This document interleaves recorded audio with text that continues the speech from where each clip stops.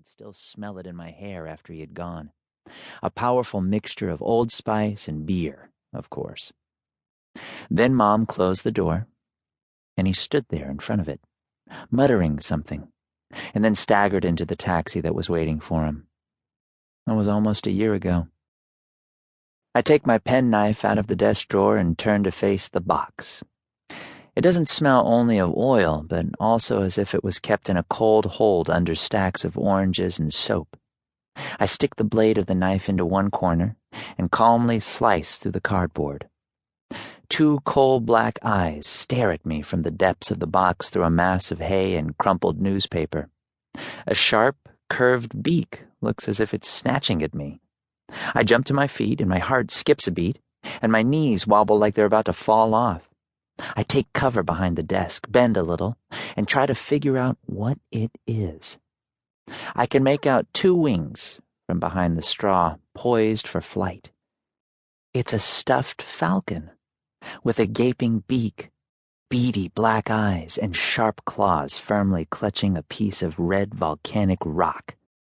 I kneel on the floor and cautiously stretch my sweaty hands into the straw, drag the falcon out, and place him up on the desk. The falcon stares at me with his fiery eyes as I drop into my desk chair. This is the greatest birthday present anyone has ever given me. And what's more, this isn't just any falcon.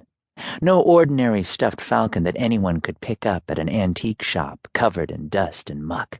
No, this is a famous falcon who's been on TV, and whose picture has appeared in the press, and who's squawked in interviews on the lunchtime news on the radio.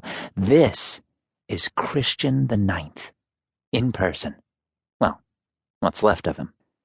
He tumbled onto the Orca, the ship Dad works on, sometime last year, and was named after a cook called Christian the Ninth, because he was the 9th cook who had worked on the ship. The bird was exhausted, and more dead than alive, but Dad nursed him back to life and fed him. And the falcon became so fond of him that no one else but Dad was allowed to go near him. When the ship pulled into harbor, the local press was waiting for them, and the falcon sat on my father's shoulder like a parrot on some fierce pirate and ate raw meat. When the time came to release him again, the bird refused to leave and flew back onto the ship and sat on the bridge. When the ship sailed back out to sea, the falcon was still on board. And when Dad came up on deck, the bird flew off the bridge and perched on his shoulder. They were inseparable. But on one trip, the bird got sick and refused to eat. By the time the ship came back to land, the falcon was in the care of his namesake, the cook, inside an icebox. And now Dad has had him stuffed to give to me as a birthday present. Thinking about it, I realized that it could only have been Dad who'd snuck into my room with the box. Does that mean that he's staying with Auntie Carol as he normally does when he's ashore? Or has he maybe gone to the country, where Susie, his new girlfriend, lives? There is a piece of string tied around one of the falcon's legs with a small note attached. On it is a message written with an almost inkless ballpoint pen. To Mr. Josh Stephenson, a very happy birthday. Your Dad. If I were just a tiny bit older, I'm sure I wouldn't have these tears in my eyes. It's the words, your dad, that bring out the girl in me and make me weak all over again.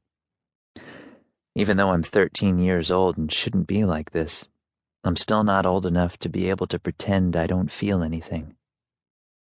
The door opens behind me, and Mom is standing there with open arms, in her pajamas and bathrobe, holding a package that I immediately guess is a book.